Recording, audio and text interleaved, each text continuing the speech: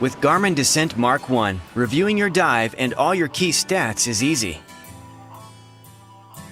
Once you surface after a dive, the recorded activity is automatically saved.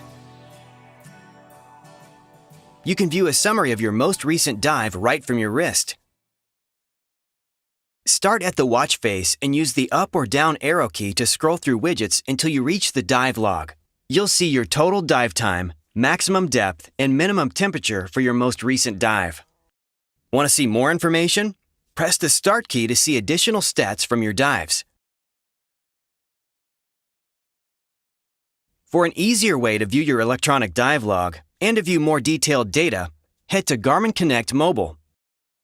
On the My Day screen, the recorded dive will appear as an activity card. Tap on it to see the activity in detail.